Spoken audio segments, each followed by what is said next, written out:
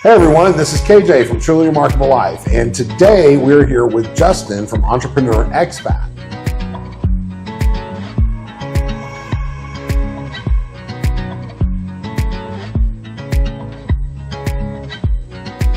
Hey Justin, how's it going?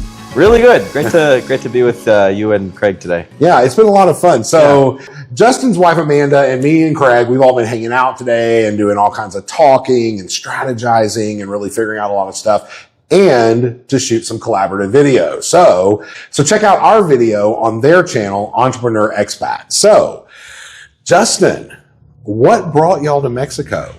I gotta know. Yeah, absolutely. Well, I was here first, and then Amanda kind of came along a little while after. I had actually been exploring Latin America. I'd been living in different parts of Latin America for the greater part of about the last decade. Oh, wow. And I've spent about a total of 6 years in Mexico. I forgot.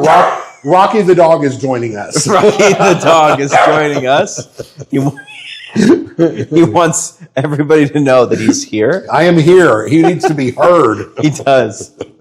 So you traveled all over Latin America, Mexico, all that kind of stuff. Spent about 6 years in Mexico. Did y'all meet here or? No. So Amanda and I met through work. Okay. I was actually consulting her on some things in her business and vice versa. So we started out as work friends. Okay. I was already living down here, and I'd gone back to the U.S. between here and Colombia. Like when I left Colombia, I was back in the U.S. for a few short months, and then realized that things had even been worse than I, had last remembered. And I'm like, I got to get out of here. So I moved back to Mexico. I was living near the border in like the Tijuana, Rosarito area for a while. And then I moved to Guadalajara. I liked Guadalajara a lot more. And then Amanda and I met virtually, like through business, networking events and things like that, when I was living already for a couple of years in Guadalajara. And then she came down here, and now we're in the Chapala area. Right. So what brought you to, besides the thermal spas, what brought you to this part of Mexico? Well, that's actually how we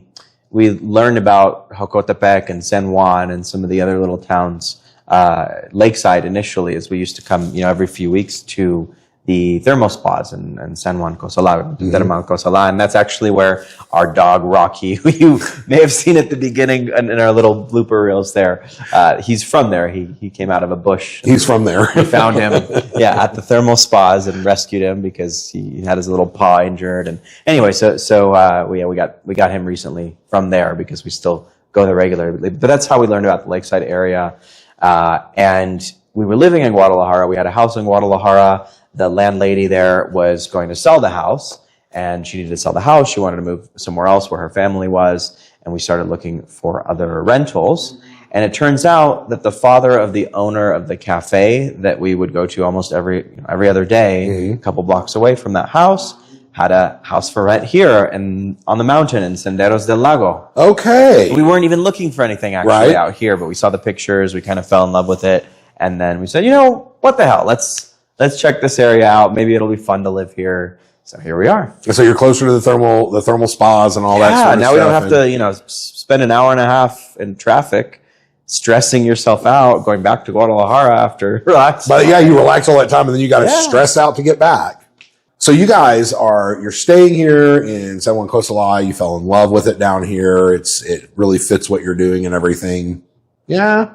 Yeah. I mean, we thought like before we moved here, and even when we're like, okay, we'll take this place, this kind of little mountain condo with a lake view and everything. We're like, we'll stay here for a little while, see how we like it. We were afraid that maybe it would just be super boring. That's the thing, because we were coming from the second biggest city in Mexico, and in fact, Amanda had just come a couple of years before that from Miami, so she's from a big city. I mean, I grew up in San Jose, which isn't quite a massive city, but still a fairly big city in California.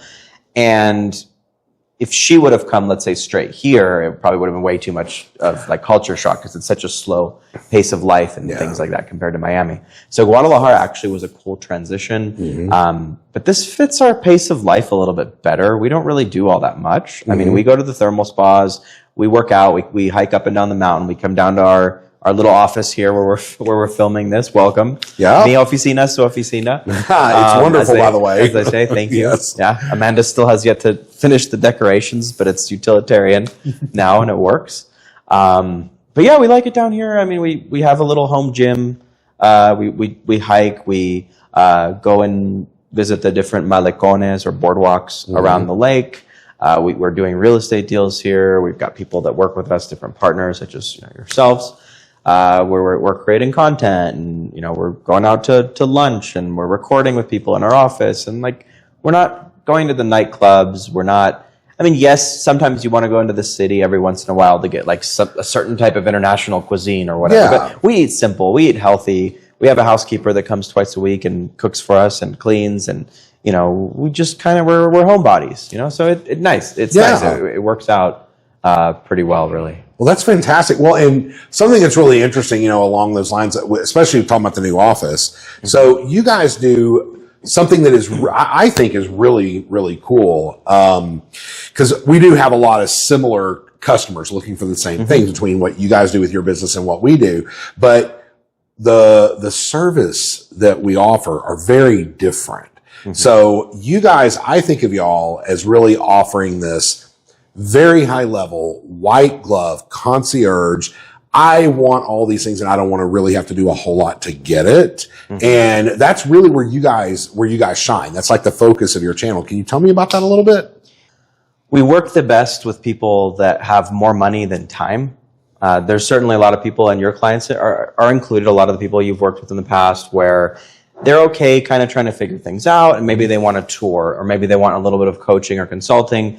They come to y'all, and you guys help them figure out some of the extra steps that they might be missing, or maybe some misinformation that they have about how a certain government process is done. Because unfortunately, you can't really trust everything that they say in the groups. And AI and everything. And it just gives you a different answer depending on the day of the week. So you help them kind of navigate that a little bit. We do something, I guess, a little bit more intense or expansive, perhaps. We just package a lot of different things together. So airport pickup, consulate appointments, scheduling, we handle it all start to finish, very, very white glove.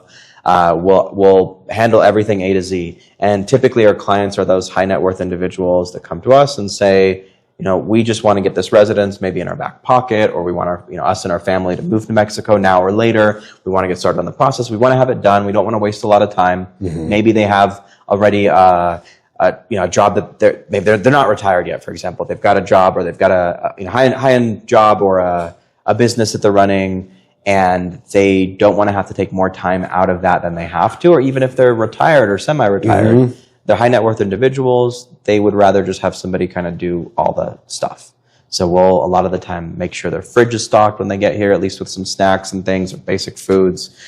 We handle the housing. We handle getting them from the airport. Everything that they need, document preparation, translation. We help them with the apostles. It's a lot. It's a lot. Yeah, believe me, I know. Yeah. It's a lot. But we try to make it really, really, really easy. Yeah. And so when they invest with us to do all this, there's nothing that they ever have to think about or remind an attorney about or send a document through WhatsApp, because we have a secure portal. We give them all of the list of documents and things up front. Yeah. It's just very simple. It's very streamlined. Yeah. That's kind of the focus of this particular. We have a lot of other businesses that we're in here, but that's the main one where we help people actually migrate here to Mexico. And I think it's great, because you're right. That is a type of service. There's a need for that type of service, because people who are running big businesses, or not even big, just running a business takes a lot of freaking time. And if you're busy doing all of that sort of stuff, you don't necessarily have the time to invest in booking your airline tickets and figuring out immigration and all that kind of stuff. So I think it's really cool that you guys offer that level of service to, that group of people who really need that. Yeah. I think it's awesome. So with that group, with that kind of, community of people, which are, your customers there, are you seeing any trends today that maybe you weren't seeing the same sort of trends in that community of people a couple of years ago? Absolutely.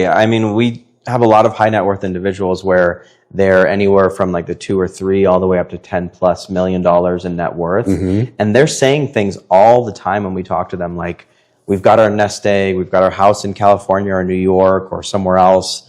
But the point is, just with the taxes and the increased cost in living and so many other things, and like even the labor costs that you pay to maintain a house now, and that what the contractors are charging. And it's like, even people with 7 or 8+ figures to their name are saying, you know what, we don't know if we're going to be able to maintain the same quality of life that they have now for an extended period of time. And that's it's really something. It's interesting because, mine and Craig, our customer base is not those high net worth individuals, and we're hearing the same concerns. Yeah. So I find it very interesting that people that are, middle class or lower middle class or whatever that are really, really struggling in the US right now, these are their concerns, but yet your high net worth people have the same freaking concerns about being able to afford their standard of living. Exactly. And if millionaires are having these challenges, like I can only imagine what people are going through right now in the US that, maybe are on a 6-figure salary or even on something lower, or they have a pension and they're trying to make ends meet and still be able to get basic things like healthcare. Right. I mean, it's tough. Oh, and healthcare is a whole nother topic. If you guys really want to hear a good conversation about healthcare, go over to Entrepreneur Expat, because we just filmed our collaborative video with them and really did a really cool segment about healthcare. So go check out their channel. That'd be really, really cool. Yeah. What do you see happening for you and Amanda, for Entrepreneur Expat? Are you guys sticking it out here for a while? Are you looking at going somewhere else, like living wise? Yeah. We really, really like Mexico. I think for just lifestyle alone, it's one of the best countries to live in. Yeah. It's close to the US, so you can travel back and forth pretty easily. There's a lot of people that speak English, and a lot of Americans either speak a little bit of Spanish or they're learning more. It's not a hard language to learn. It's not like learning Thai. Right. For example, right? Right.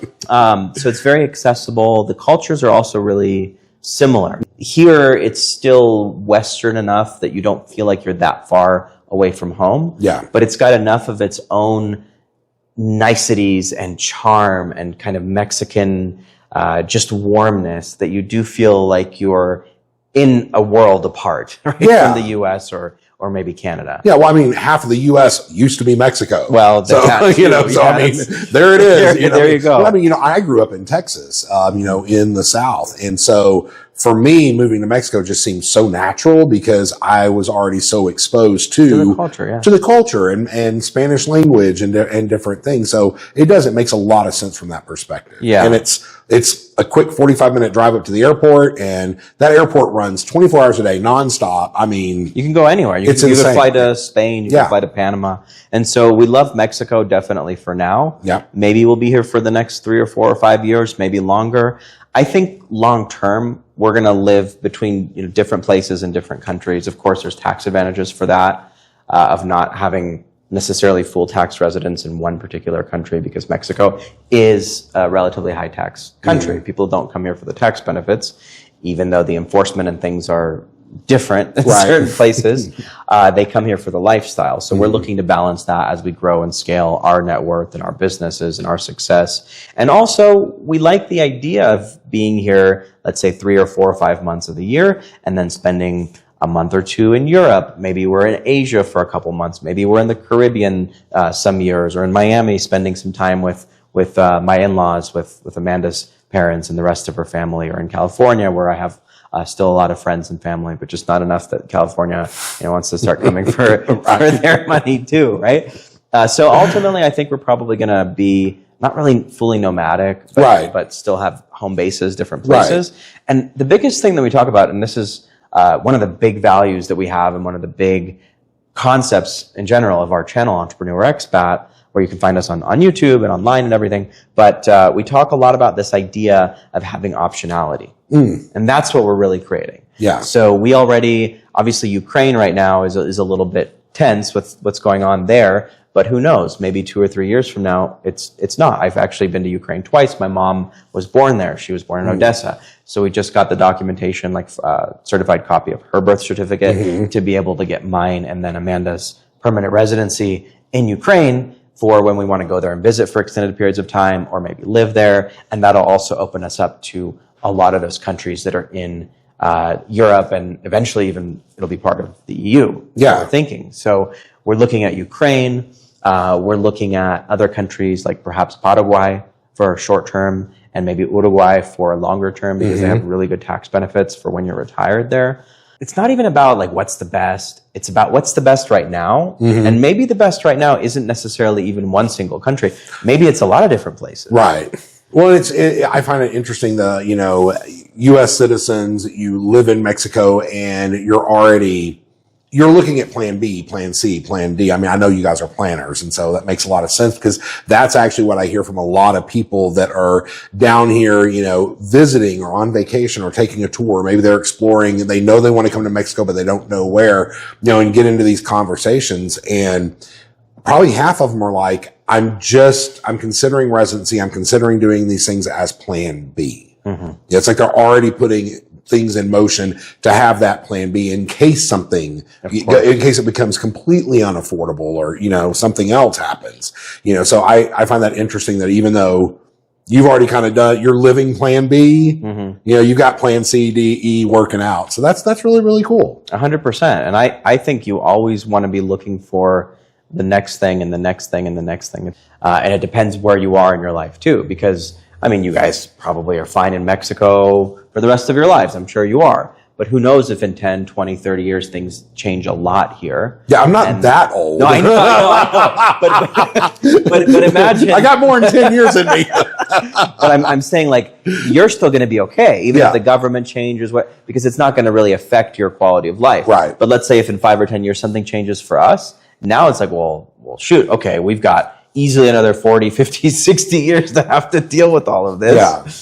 Now what? And if we weren't thinking, let's say, a few steps ahead of, okay, the U.S. could turn at any point in time. We don't know if it's going to get better there or worse. So that's, you know, the kind of, we can always go back there, but we don't think we're going to. Right. We have Mexico. We're going to have a passport here soon that's going to allow us to also travel to different countries that the U.S. passport might not allow us to travel to. And then maybe we have an Uruguayan passport. They're pretty neutral. Maybe we have a Ukrainian passport. Maybe we have, you know, another passport somewhere else in the world. So it's just like there's a lot of options. Oh, yeah. And you don't feel like you have to necessarily be stuck in one place. Right. And people don't think about things, I think, far out enough sometimes.